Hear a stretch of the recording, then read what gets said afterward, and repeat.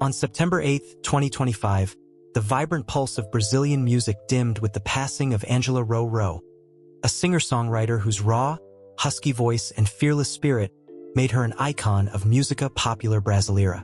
At 75, she left us in Rio de Janeiro, her beloved city, after a harrowing battle with health challenges that tested her indomitable will. Known for hits like Amor, Meu Grande Amor, and Tecendo, Angela's music was a tapestry of blues, jazz, and samba, woven with lyrics that bared her soul, love, heartbreak, and defiance in every note. From her 1979 debut album to her final performances, she lived unapologetically, becoming one of Brazil's first openly lesbian artists and a beacon of authenticity. Her journey was marked by triumphs, struggles, and a resilience that inspired millions.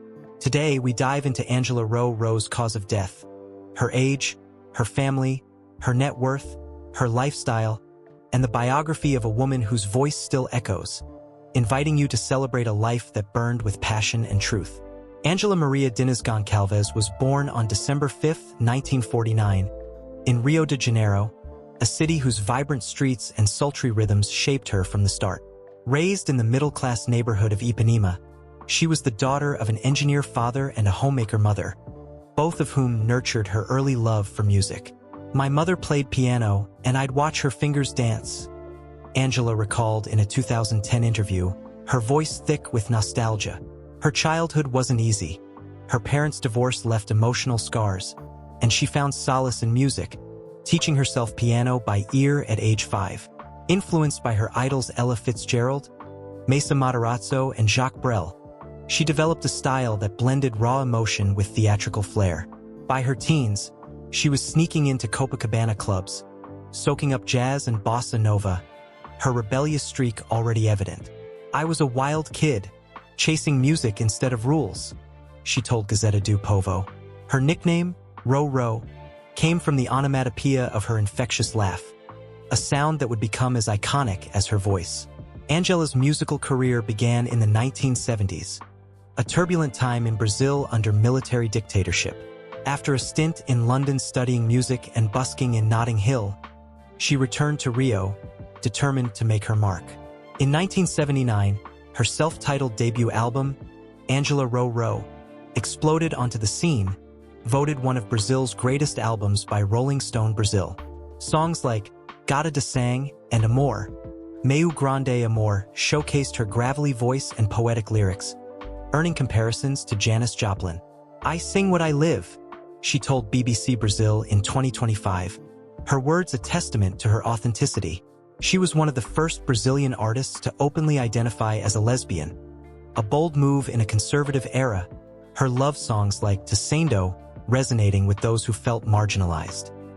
Her discography grew with albums like So Nos Resta Viver in 1980, Escândalo in 1981, and Selvagem in 2017, each reflecting her evolution as an artist unafraid to confront love, loss, and societal taboos. Her live performances, often just her and a piano, were electric, her voice cracking with emotion as audiences hung on every word. Angela's personal life was as intense as her music. She never married, cherishing her independence, but her romantic relationships, often with women, were a wellspring for her songwriting. "Love is my fuel, even when it hurts," she said in a 2006 Rolling Stone Brazil interview.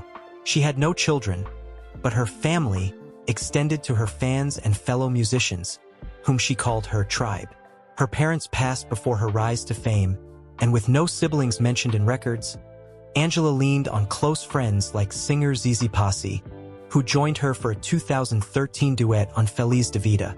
Financial struggles plagued her later years. By 2025, she lived on just $150 a month from streaming royalties, a stark contrast to her 1980s heyday. "I'm rich in spirit, not cash," she quipped to Metropoles, her humor intact despite hardship. Fans and colleagues rallied, organizing benefit shows and crowdfunding campaigns to support her medical bills, a testament to the love she inspired.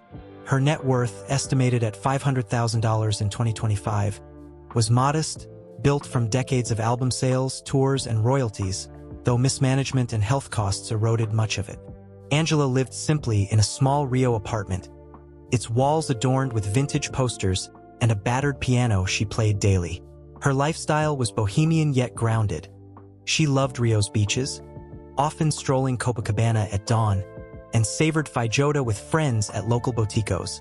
"I live for music and a good caipirinha," she told O Globo in 2023, her laugh raspy. She chain-smoked for years, a habit she struggled to quit, and her love for Brazilian culture shone through in her wardrobe, flowing dresses and bold jewelry reflecting Ipanema's flair. Health challenges defined her final decade. A 2015 diagnosis of chronic obstructive pulmonary disease, COPD, from smoking led to respiratory issues, and in May 2025, she revealed a blood infection and suspected cancer, pleading for donations on Instagram. "I love life too much to give up," she said, her voice trembling but resolute. Angela's health battles intensified in 2025. Hospitalized since mid-June at Hospital Silvestre in Rio's Cosme Velho neighborhood, she faced a severe lung infection and kidney failure, requiring a tracheostomy and hemodialysis. "She's fighting, but it's tough," her lawyer, Carlos Eduardo Campista Delirio, told O Globo in July. Despite brief improvements, she was extubated and showed signs of recovery. The toll of her illnesses was relentless. On September 8, 2025, Angela passed away from complications of her lung infection and kidney failure, surrounded by friends and her longtime manager, Guido Graca Mello. Her death, reported by BBC Brazil and O Globo, sparked an outpouring of grief. Singer Maria Bethania called her a voice of raw truth, while fans on social media shared videos of her singing Amor, Meu Grande Amor, tears in their posts. Her funeral, held at São João Batista Cemetery in Botafogo, was intimate, with ZZ Posse performing a tearful rendition of Descendo. A planned 2026 tribute concert in Rio will support LGBTQ+ artists, honoring Angela's trailblazing spirit. Angela Ro's legacy is a melody of courage and raw emotion.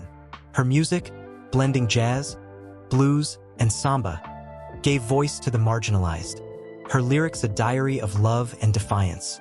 As one of Brazil's first openly lesbian artists, she broke barriers, paving the way for others to live authentically.